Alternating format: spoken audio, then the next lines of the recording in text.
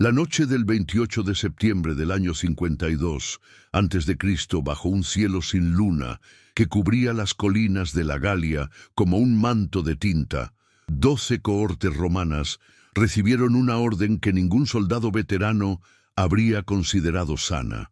6.000 hombres armados hasta los dientes debían atravesar un terreno que los propios generales llamaban la trampa mortal. Penetrar las líneas enemigas más fortificadas de toda la campaña gala y establecer una posición defensiva en el corazón mismo del ejército de socorro que amenazaba con aplastar a Roma. ¿Qué clase de locura o genio estratégico podía concebir semejante misión? ¿Y qué empujó a estos hombres a ejecutarla cuando la muerte parecía la única certeza aguardando en la oscuridad? El contexto de aquella noche se había forjado durante semanas de asedio brutal. Alesia, la fortaleza en lo alto del monte Ausois, se erguía como un último bastión de la resistencia gala unificada bajo Vercingétorix, el carismático líder arverno que había logrado lo imposible al unir a tribus tradicionalmente enemigas contra el invasor romano.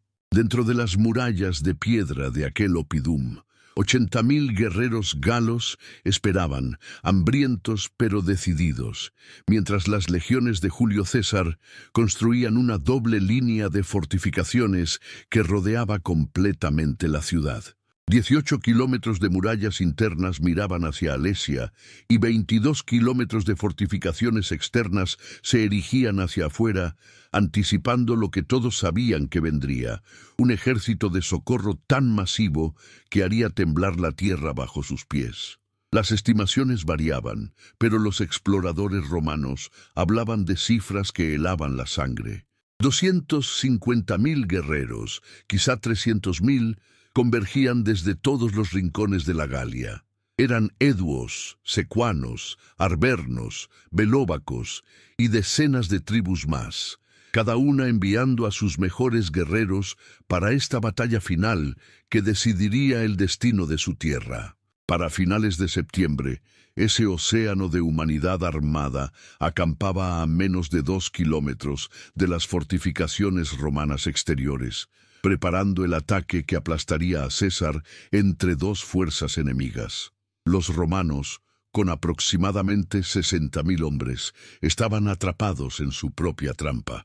Si las líneas se rompían en cualquier punto, si el ejército de socorro lograba unirse con Vercingétorix, la legión más disciplinada del mundo sería masacrada hasta el último hombre. El tribuno Marco Livio Drusus había servido bajo César durante 5 años de campaña en la Galia. Había cruzado el Rin sobre puentes que sus propias manos ayudaron a construir. Había peleado contra los nervios en las orillas del Sambre, donde la muerte acechaba en cada sombra del bosque, y había visto cómo ciudades enteras ardían cuando se resistían. Pero aquella tarde del 28 de septiembre, cuando fue convocado a la tienda de mando junto con otros 11 comandantes de cohorte, supo que se enfrentaba a algo diferente. César, con su característica calma que contrastaba con la gravedad del momento, desplegó sobre la mesa un mapa de cuero donde líneas rojas marcaban las posiciones romanas y manchas negras señalaban concentraciones enemigas. Apuntó con su dedo a una zona específica al noroeste de las fortificaciones, donde el terreno ascendía hacia el monte Rea. «Han identificado nuestra debilidad», dijo César sin rodeos, su voz cortando el silencio tenso como un gladio afilado. «El sector del monte Rea, las fortificaciones allí son incompletas debido al terreno accidentado. No pudimos excavar trincheras profundas en la roca. Los exploradores galos lo saben. Atacarán allí antes del amanecer, coordinando con una salida masiva de Vercingétorix desde Alesia. Si rompen en ese punto y establecen una cabeza de puente, nuestras líneas colapsarán en cascada». Hizo una pausa, dejando que el peso de esas palabras se asentara. «No podemos permitirlo». Lo que propuso a continuación arrancó murmullos incrédulos incluso de veteranos curtidos. 12 cohortes, seleccionadas de las legiones Sepieno, Heicho y X, realizarían una marcha nocturna saliendo desde el sector sur de las fortificaciones, donde la presión enemiga era menor. Rodearían el campamento del ejército de socorro por el este, aprovechando un desfiladero boscoso que los exploradores germanos habían identificado 2 días antes. Su objetivo: alcanzar la retaguardia de la concentración gala, que se preparaba para asaltar el monte Rea y atacarla desde atrás justo cuando comenzara el asalto principal, sembrando el caos y obligándolos a combatir en 2 frentes. Era una maniobra que requería coordinación perfecta, silencio absoluto durante kilómetros de marcha hostil y una sincronización temporal que dependía de factores fuera de control humano. Marco Livio miró los rostros de los otros tribunos y centuriones presentes. Vio en ellos lo mismo que sentía: la pesada certeza de que esta misión era casi suicida, combinada con el orgullo salvaje de haber sido elegidos para ejecutarla. Uno de los presentes, el centurión Tito Borenus de la 10ª Legión, habló con voz ronca. Si los galos detectan nuestro movimiento antes de llegar a posición, nos rodearán en terreno abierto, sin fortificaciones, sin apoyo. Seremos masacrados. César asintió. Por eso marcharán de noche, en completo silencio. Ni antorchas, ni conversaciones, ni entrechoque de metal. Los que tropiecen o hagan ruido serán silenciados de inmediato por sus propios camaradas si es necesario. El éxito depende del sigilo absoluto. ¿Podían realmente 6.000 hombres moverse como fantasmas a través de territorio enemigo? Tenían los legionarios la disciplina necesaria no solo para pelear, sino para volverse sombras cuando la supervivencia dependía del silencio. La historia de Roma estaba llena de victorias imposibles logradas por la disciplina férrea de sus legiones, pero esto exigía algo más. Exigía que cada soldado confiara ciegamente en sus camaradas, en sus comandantes, y en el plan de un general que los enviaba directamente a las fauces del lobo. La preparación comenzó de inmediato, pero en un silencio tenso que contrastaba con el bullicio normal de un campamento militar. No se permitieron hogueras de cocina que pudieran señalar actividad inusual. Los hombres comieron raciones frías de grano cocido y carne seca. Los herreros trabajaron envolviendo cada pieza de equipo en tela para amortiguar cualquier sonido. Las hebillas de los cinturones fueron ajustadas, los gladios envueltos en sus vainas con cuero extra, las puntas de los pila cubiertas con trapos. Cada legionario llevaba su equipo completo de campaña, aproximadamente 30 kilogramos de armadura, armas, herramientas de asedio y suministros personales. Pero todo debía estar asegurado de manera que no produjera el más mínimo tintineo al caminar. Marco Livio reunió a sus hombres, los 160 legionarios y 40 auxiliares que componían su cohorte, en una explanada alejada donde sus palabras no llegarían más allá de los oídos destinados. Bajo la luz tenue del crepúsculo, con las primeras estrellas comenzando a perforar el cielo que se oscurecía, les habló sin adornos ni palabras grandilocuentes. Nos han dado la misión más peligrosa de esta campaña. Muchos de nosotros probablemente no veremos el amanecer. Pero si tenemos éxito, si logramos golpear la retaguardia gala cuando ataquen el monte Rea, romperemos su asalto antes de que gane impulso. Salvaremos no solo el sector débil, sino toda la línea de asedio. Salvaremos el ejército. Salvaremos esta campaña. Hizo una pausa, dejando que sus ojos recorrieran cada rostro. Conozco a cada uno de ustedes. Sé que no fallarán. Las 12 cohortes se formaron en columna poco después de la medianoche del 29 de septiembre. La luna no había salido aún, y eso era una bendición. La oscuridad absoluta era su aliada esta noche.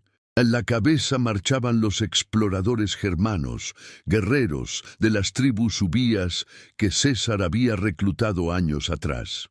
conocían el terreno boscoso mejor que cualquier romano y se movían con una seguridad animal incluso en la negrura total. Detrás de ellos, las cohortes avanzaban en una columna compacta, cada hombre siguiendo al que tenía delante, principalmente por el sonido de su respiración y el vago movimiento de su silueta apenas distinguible contra la oscuridad ligeramente menor del cielo nocturno. El silencio era sobrecogedor.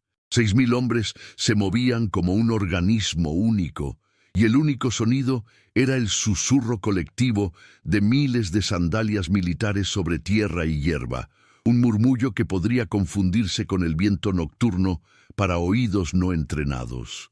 Cuando algún legionario tropezaba, manos anónimas lo sostenían antes de que cayera. Cuando un arbusto espinoso bloqueaba el paso, era apartado o rodeado sin una palabra. La disciplina romana, esa cualidad que había conquistado medio mundo conocido, se manifestaba aquí en su forma más pura, obediencia absoluta, más allá del miedo, más allá del instinto de supervivencia que gritaba en la mente de cada hombre que esto era locura. Avanzaron hacia el este durante 2 horas, alejándose de las fortificaciones romanas y adentrándose en territorio que técnicamente era tierra de nadie, pero que de facto estaba dominado por patrullas galas. El terreno se volvió más accidentado cuando entraron en el desfiladero boscoso que los exploradores habían prometido. Árboles antiguos formaban un dosel tan denso que incluso la escasa luz estelar desaparecía, sumiendo la columna en una negrura tan completa que los hombres debían tocar la espalda del compañero delantero para no perderse. El frío de la noche tardía de septiembre calaba a través de las túnicas y corazas, pero ningún hombre se atrevía siquiera a estornudar. El sudor corría por rostros tensos, mientras pies cansados seguían moviendo adelante paso tras paso, kilómetro tras kilómetro. En cierto momento, la columna se detuvo abruptamente. La orden de alto se transmitió hacia atrás mediante toques en el hombro, cada hombre pasando la señal al siguiente en completo silencio. Marco Livio, en el centro de la formación, sintió que el tiempo se estiraba mientras esperaban inmóviles en la oscuridad absoluta del bosque. Los segundos se convertían en minutos.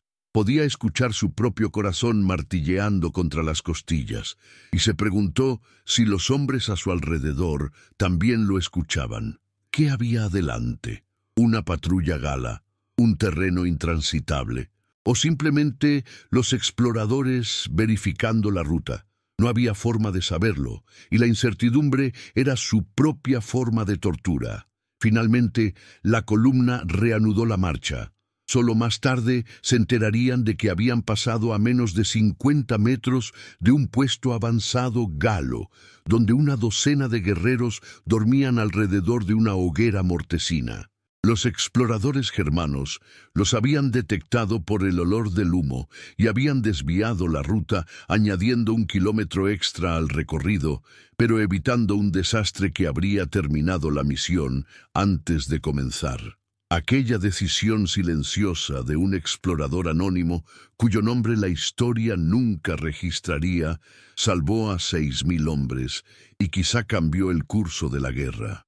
Cuando comenzaron a salir del desfiladero boscoso, Marco Livio estimó que habían marchado durante cerca de 4 horas.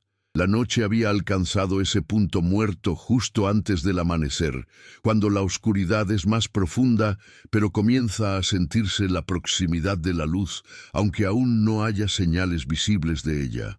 Ahora venía la parte más peligrosa: girar hacia el noroeste y acercarse a las posiciones traseras del ejército de socorro galo. La columna romana estaba a punto de dejar la cobertura del bosque y entrar en terreno parcialmente abierto, colinas onduladas salpicadas de matorrales donde serían visibles si alguien los buscaba. Los comandantes de las 12 cohortes fueron convocados adelante en un claro minúsculo, donde apenas podían distinguirse unos a otros en la penumbra. El legado Cayo Fabio, El oficial de mayor rango presente y veterano de 20 campañas habló en un susurro que apenas era audible a 1 metro de distancia. Los exploradores confirman que el campamento galo está a 1,5 kilómetros al noroeste. Concentración masiva, al menos 40.000 hombres, preparándose para el asalto al Monte Rea. Todavía no detectan nuestra presencia. Avanzaremos 1 kilómetro más y tomaremos posición en la cresta de la colina Crixia. Señaló vagamente hacia una masa oscura, apenas distinguible contra el cielo. Desde allí tendremos altura y podremos ver cuándo comience su ataque. En ese momento, atacaremos nosotros. ¿Podrían realmente 6.000 hombres permanecer ocultos a tiro de piedra de 40.000 enemigos mientras esperaban el momento preciso? La respuesta dependía enteramente de factores que no podían controlar. El terreno, la atención de los galos, enfocada hacia otro lado, y la oscuridad persistente de las últimas horas antes del alba. Fabio añadió algo más, y sus palabras tenían el peso de una sentencia de muerte. Si somos descubiertos antes del ataque principal, no habrá refuerzos. No hay forma de que llegue ayuda a tiempo. Tendrán que resistir hasta que el asalto galo en el Monte Rea los obligue a dividir fuerzas. O mueren rápido, o mueren después de cumplir la misión. No hay tercera opción. Las cohortes se reagruparon y comenzaron el avance final. Ya no estaban en columna compacta, sino desplegadas en formación de combate, cada cohorte manteniendo su integridad, pero moviéndose en líneas paralelas que les permitirían formar orden de batalla rápidamente si era necesario. El terreno aquí era traicionero. Hierba húmeda por el rocío nocturno que podía hacer resbalar a un hombre cargado con 30 kilos de equipo, pequeñas zanjas ocultas donde una pierna podía hundirse y torcerse, afloramientos rocosos que aparecían sin aviso en la oscuridad. Y sin embargo, 6.000 hombres lo atravesaron sin un grito de dolor, sin una maldición audible, con solo el crujido colectivo de la vegetación bajo miles de pies. Cuando alcanzaron la cresta de la colina Crixia, Marco Livio sintió algo que no había sentido en años de campaña, una mezcla de terror y asombro ante la magnitud de lo que estaban intentando. Desde esa posición elevada, incluso en la oscuridad, podía distinguir vagamente la extensión del campamento galo menos de 1 kilómetro más allá.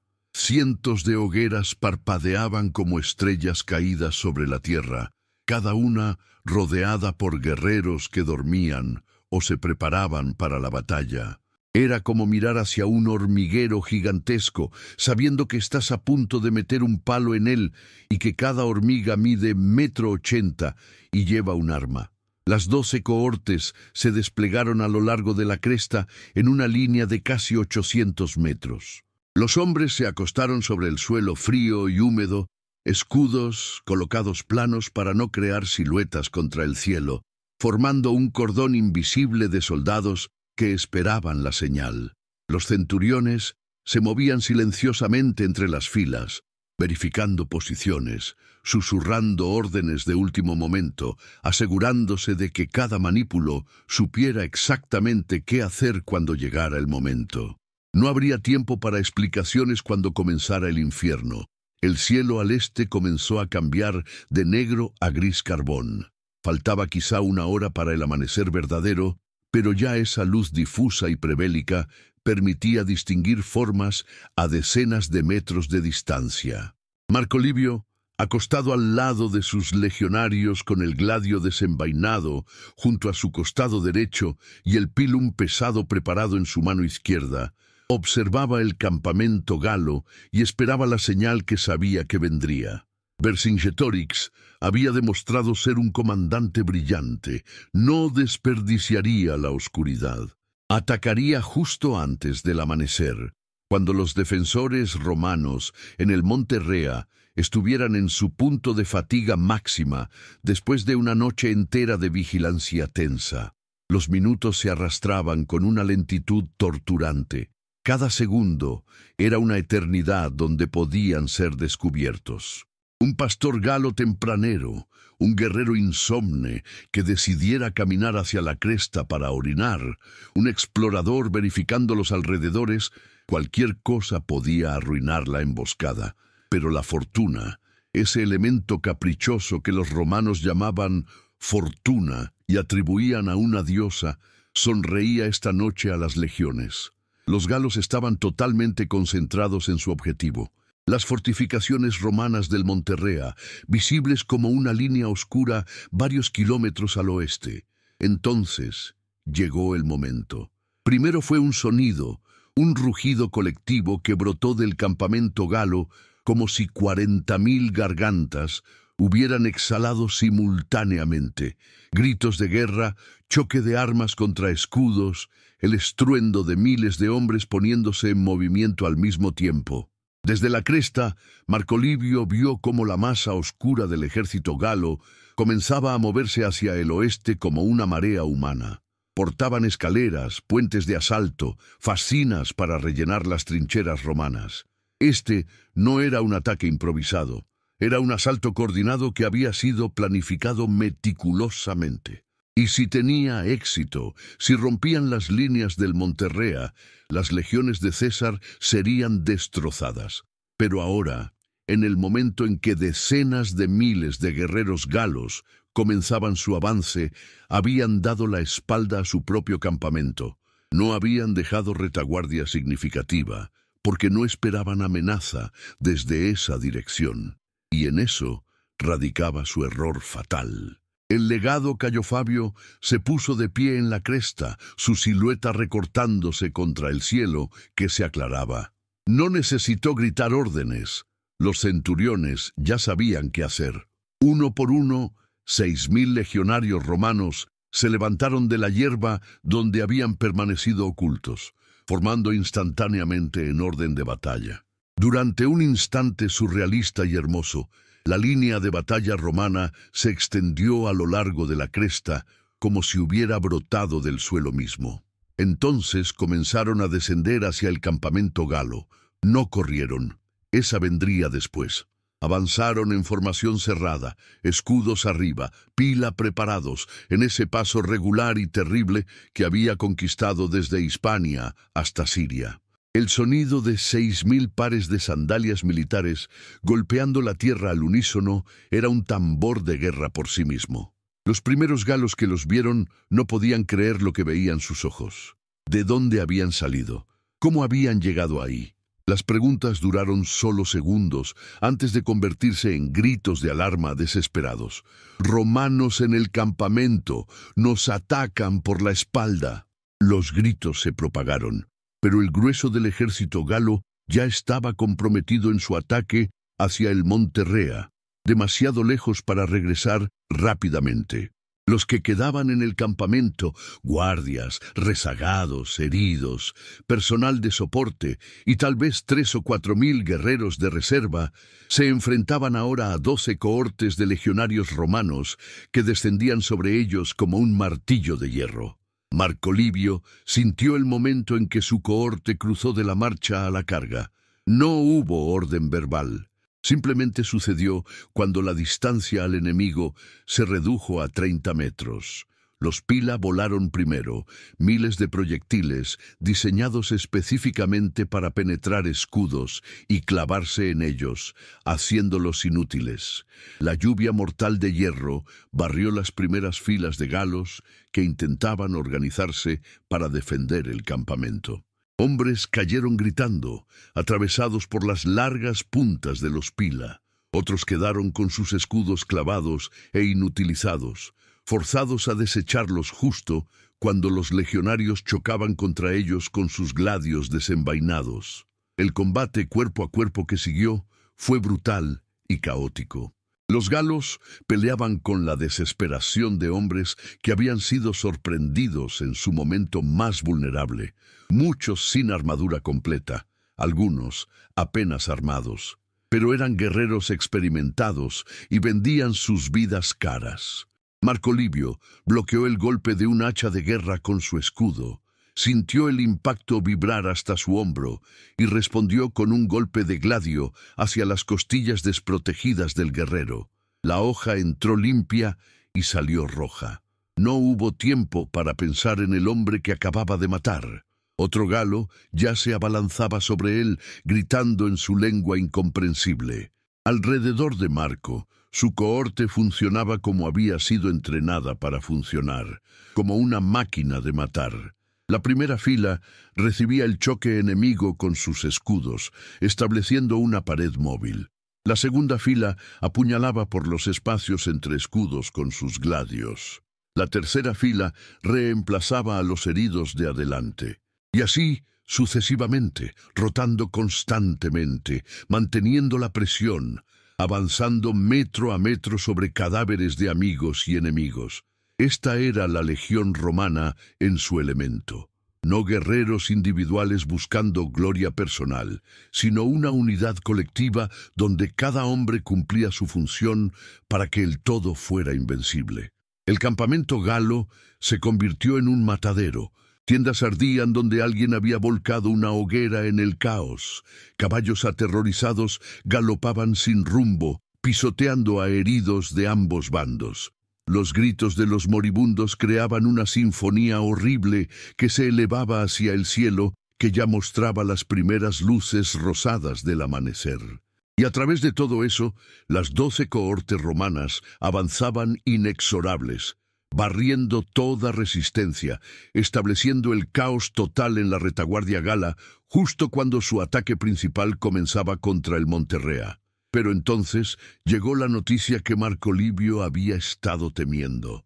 Un mensajero llegó corriendo, esquivando combatientes, hasta donde el tribuno luchaba. «Señor, el ejército galo principal está regresando.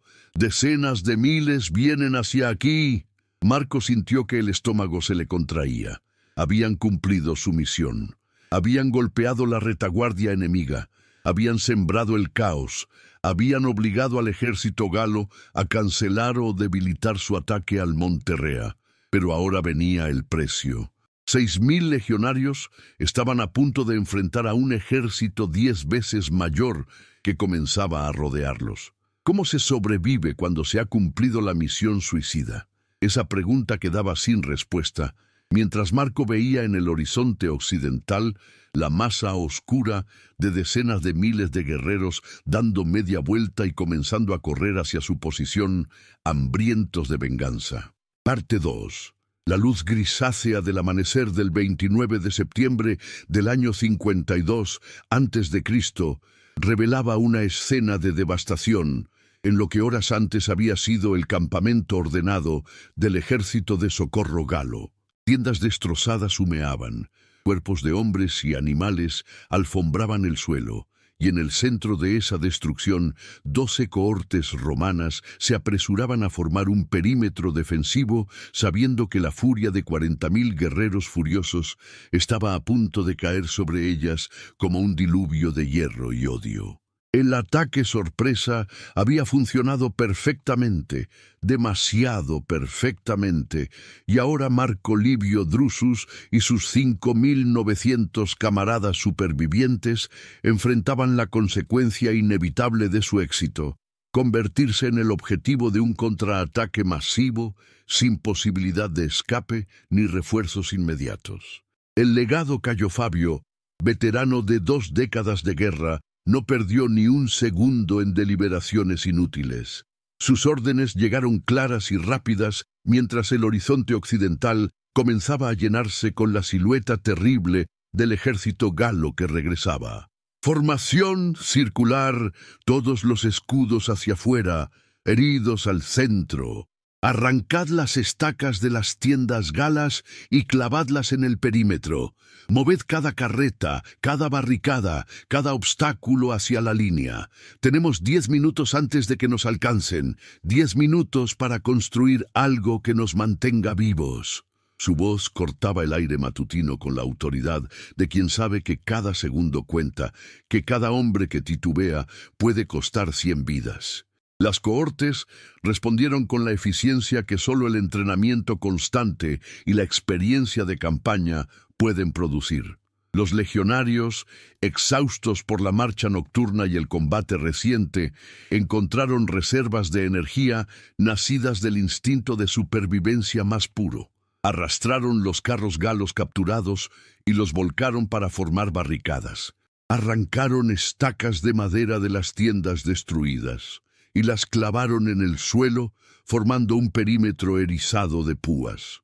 Apilaron los cadáveres de enemigos caídos, una práctica brutal, pero pragmática, que creaba obstáculos adicionales. Los ingenieros de cada cohorte, esos especialistas en fortificación de campaña que cada legión llevaba, dirigían el trabajo transformando un campamento caótico en algo que se aproximaba a una posición defensible. Marco Livio trabajaba junto a sus hombres, sin distinción de rango, en ese momento donde la supervivencia colectiva era lo único que importaba. Ayudó a voltear una carreta pesada, sintiendo que sus músculos protestaban por el esfuerzo después de horas de marcha y combate. A su lado, el centurión Tito Vorenus dirigía a un grupo que cavaba una zanja poco profunda con las herramientas que habían capturado. Cada centímetro de profundidad podía significar la diferencia entre contener una carga o ser arrollados. Mientras trabajaban, podían escuchar el sonido creciente que venía del oeste. Miles de pies golpeando la tierra, gritos de guerra, el rugido colectivo de un ejército que ha olido sangre y quiere venganza. Los galos aparecieron sobre la cresta occidental como una inundación oscura que rompía un dique. No venían en formación organizada, venían en una masa furiosa, donde decenas de miles de guerreros corrían hacia las 12 cohortes romanas con una sola intención: aniquilarlas hasta el último hombre. A la cabeza galopaban jinetes, la élite de la caballería gala, que había sido la pesadilla de tantas legiones romanas en esta larga guerra. Detrás de ellos, la infantería se extendía en una línea que parecía no tener fin, cada guerrero blandiendo lanzas, espadas, hachas, escudos pintados con los símbolos de sus tribus. Era un espectáculo aterrador y magnífico a la vez. La furia de una nación entera concentrada contra un puñado de invasores que habían osado golpearlos en su momento de gloria. Cayo Fabio subió a una de las carretas volcadas para ser visible para todos sus hombres. No gritó palabras grandilocuentes sobre gloria o victoria. En su lugar, habló la verdad desnuda que cada legionario ya conocía. Van a intentar arrollarnos por puro peso de números. Nuestras vidas dependen de mantener la formación. Ningún hombre da un paso atrás. Si la línea se rompe, morimos todos. Pero si aguantamos, si resistimos lo suficiente, César enviará refuerzos. Saben dónde estamos, saben lo que hemos hecho, no nos abandonará. ¿Era eso verdad o una mentira necesaria para mantener la moral? Los hombres no tenían forma de saberlo, pero se aferraron a esas palabras como náufragos a restos flotantes en un mar tormentoso. La carga de la caballería gala llegó primero. Centenares de jinetes, los mejores guerreros montados de toda Europa occidental, galopaban directamente hacia el perímetro romano con la intención de romper las filas con puro impacto y velocidad. Los romanos tradicionalmente eran débiles en caballería.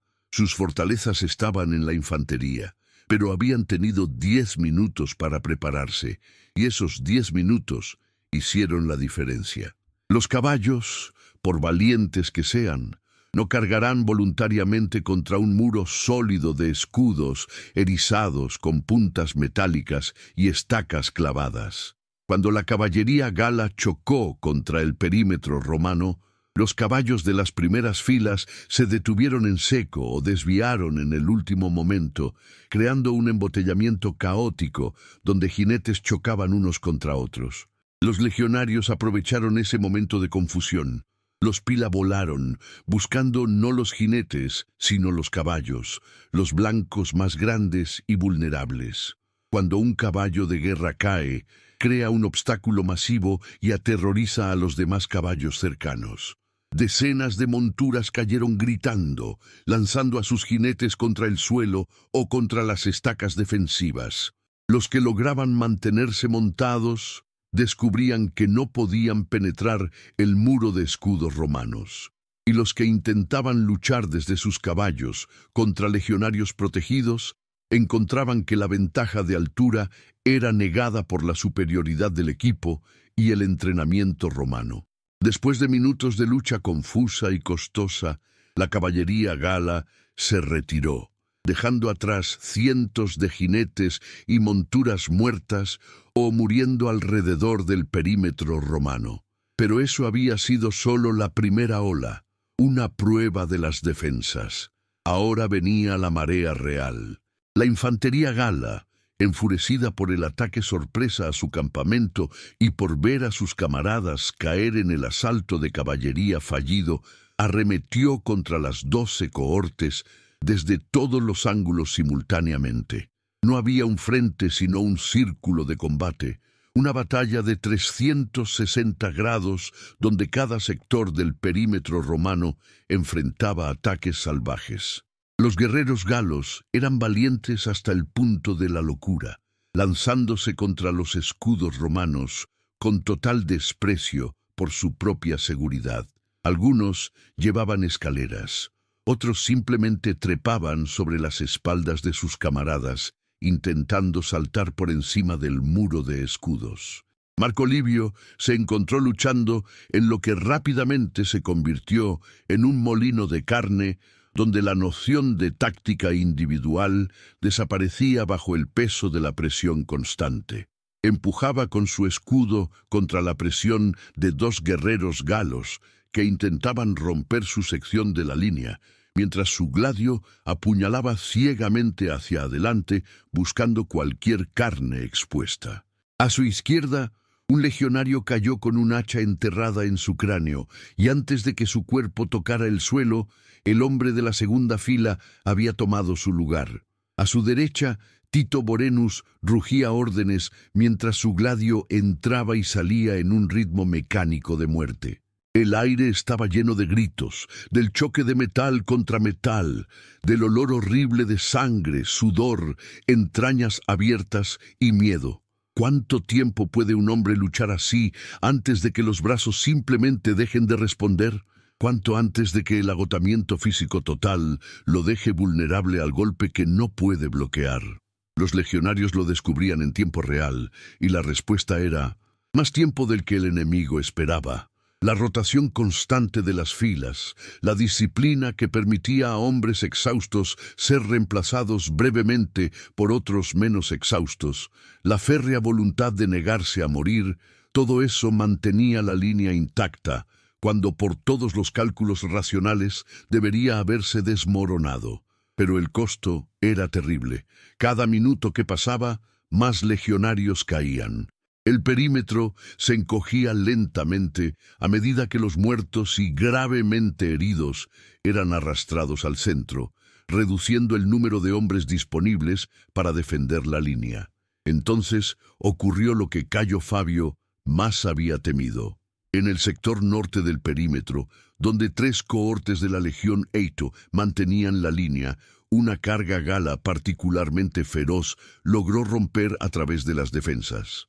Un grupo de guerreros enormes, probablemente campeones tribales, seleccionados específicamente para este tipo de asalto, simplemente aplastó una sección de la línea romana mediante fuerza bruta.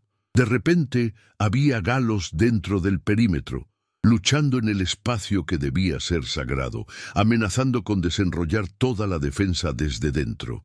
Marco Livio vio lo que estaba sucediendo y supo que si esa brecha no se sellaba en segundos, todo habría terminado. Sin esperar órdenes, rugió a su cohorte: «¡Conmigo! ¡Sellad esa brecha!». Abandonó su posición en el perímetro sur, donde la presión era menor temporalmente, y condujo a sus legionarios en una carrera desesperada a través del interior del círculo defensivo. Esquivaron heridos, saltaron sobre los muertos y se lanzaron contra los galos que habían penetrado. El choque fue brutal y directo. Dos fuerzas enfurecidas colisionando en un espacio confinado sin maniobra posible. Se luchaba con gladios tan pegados que apenas había espacio para empujar, con dagas cuando las espadas eran demasiado largas, con escudos usados como armas de golpe cuando no quedaba otra opción. En ese caos absoluto, Marco Livio enfrentó al que claramente era el líder de los guerreros penetrantes, un gigante de al menos 2 metros de altura, con una barba roja trenzada y una espada larga que blandía como si fuera un juguete. El galo rugió algo incomprensible y descargó un golpe que habría partido a Marco en 2 si lo hubiera conectado. El tribuno romano desvió el golpe con su escudo, sintiendo que el impacto casi le arranca el brazo de la articulación, y respondió con un golpe bajo hacia las rodillas del gigante. El galo saltó hacia atrás con agilidad sorprendente para su tamaño, pero ese momento de desequilibrio fue suficiente. 2 legionarios de la cohorte de Marco atacaron desde los flancos, sus gladios encontrando la carne detrás de las rodillas y entre las costillas. El gigante cayó rugiendo, y los guerreros que había liderado a través de la brecha, al ver a su campeón caído, vacilaron por un instante fatal. En ese instante, la contraatácula romana los barrió, matando a algunos y empujando al resto de vuelta fuera del perímetro. La brecha se selló, pero a un costo terrible. Marco había perdido 30 hombres en esos pocos minutos de lucha brutal. Y mientras regresaba cojeando a su sector, vio que el panorama general era desesperado. El perímetro romano se había encogido casi a la mitad de su tamaño original. Estaban completamente rodeados de cadáveres galos, lo cual hablaba del precio terrible que estaban cobrando, pero también estaban rodeados de legionarios caídos, y los vivos eran cada vez menos. ¿Cuánto más podían aguantar? ¿1 hora? ¿2? ¿Y dónde estaban los refuerzos que Cayo Fabio había prometido? Como si sus pensamientos hubieran sido escuchados por los dioses, un nuevo sonido penetró el rugido del combate. Era diferente del caos de la batalla inmediata. Era el sonido distante pero inconfundible de miles de hombres cantando al unísono. Los legionarios romanos, en todas las épocas y lugares, marchaban cantando cadencias específicas. Y ese sonido, débil todavía pero inconfundible para oídos entrenados, venía del este. Venía de la dirección de las fortificaciones principales de Alesia. Los refuerzos estaban llegando. César no los había abandonado. Los galos también escucharon el sonido, y su significado era claro.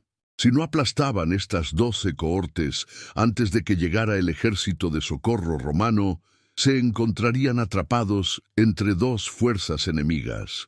El ataque galo se intensificó hasta un nivel que parecía imposible después de horas de combate. Guerreros que habían luchado hasta el agotamiento encontraron nuevas reservas de energía nacidas de la desesperación. Se lanzaban contra las líneas romanas en oleadas que parecían no tener fin, dispuestos a cambiar sus vidas por cualquier posibilidad de romper la defensa antes de que fuera demasiado tarde. Marco Livio, luchando en lo que quedaba del perímetro sur, sentía que sus brazos eran de plomo. Cada golpe de gladio requería un acto consciente de voluntad para ejecutarse. Su escudo, que había comenzado la noche pesando 7 kilogramos, ahora parecía pesar 100. Sangre, no toda suya, le cubría el brazo hasta el hombro. A su alrededor, legionarios en condiciones similares seguían luchando por pura inercia, porque detenerse significaba morir, y algún instinto primario los mantenía en movimiento.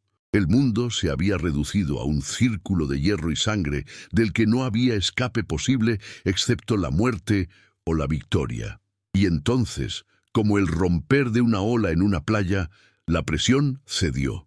Los galos comenzaron a retirarse, no en pánico sino ordenadamente, guerreros veteranos que reconocían cuando una batalla estaba perdida, porque sobre la cresta oriental aparecían los estandartes de 4 legiones romanas, completas enviadas por César, casi 24.000 legionarios frescos marchando en perfecta formación de batalla. El ejército de socorro galo, atrapado entre las 12 cohortes que había intentado destruir, y ese nuevo y masivo peligro, no tenía opción excepto retirarse hacia sus propias líneas antes de ser rodeado y aniquilado. El silencio que siguió a la retirada gala fue tan sobrecogedor como lo había sido el rugido del combate. De las 12 cohortes que habían comenzado la misión la noche anterior, menos de 4.000 hombres permanecían en pie, y de esos difícilmente había uno que no estuviera herido de alguna forma. 2.000 habían muerto, y más de 1.000 estaban tan gravemente heridos que nunca volverían a servir. El suelo dentro y alrededor del perímetro estaba tan densamente alfombrado de cadáveres que era imposible caminar sin pisar cuerpos. El precio había sido terrible, pero la misión se había cumplido más allá de toda expectativa razonable. Cayo Fabio, cojo y sangrando de múltiples heridas pero aún vivo, reunió a los oficiales sobrevivientes. Su voz era ronca de tanto gritar órdenes durante horas. «Habéis forzado lo imposible», dijo simplemente. «Marchamos donde ningún hombre sensato habría ido. Entramos donde el enemigo nunca esperó que pudiéramos penetrar. Luchamos contra odds que habrían quebrado a cualquier ejército menos disciplinado. Y sobrevivimos. Roma recordará lo que hicimos aquí». No hubo vítores. Los hombres estaban demasiado exhaustos para eso. Pero hubo asentimientos silenciosos, miradas intercambiadas entre camaradas que habían visto juntos el borde más oscuro de la experiencia humana y habían regresado. Cuando las legiones de socorro llegaron y formaron un perímetro protector alrededor de las maltrechas 12 cohortes, comenzó la terrible tarea de atender a los heridos y contar a los muertos.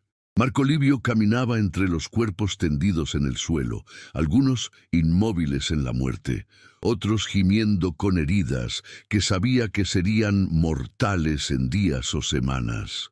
Encontró a Tito Vorenus sentado sobre el cuerpo de un caballo muerto, limpiando mecánicamente la sangre de su gladio con un trapo que ya estaba empapado de rojo. El centurión levantó la vista cuando Marco se acercó. «Lo logramos, señor», dijo con una voz que era mitad risa, mitad sollozo. «Por todos los dioses, realmente lo logramos». En los días siguientes, el impacto estratégico de la operación nocturna de las 12 cohortes se haría completamente claro. El ataque al Monte Rea, que habría roto las líneas de asedio romanas, si hubiera sido ejecutado con todo el peso del ejército de socorro galo, había sido abortado antes de ganar impulso. La sorpresa del ataque romano a la retaguardia gala había obligado a decenas de miles de guerreros a dar media vuelta en el momento crítico, perdiendo toda coordinación con Vercingetorix, que intentaba romper desde dentro. Esa descoordinación había permitido a las legiones de César mantener sus líneas intactas, y cuando el ejército de socorro intentó reorganizarse para otro ataque días después, fue masacrado por la caballería germana de César en una batalla que básicamente destruyó las últimas esperanzas de la resistencia gala.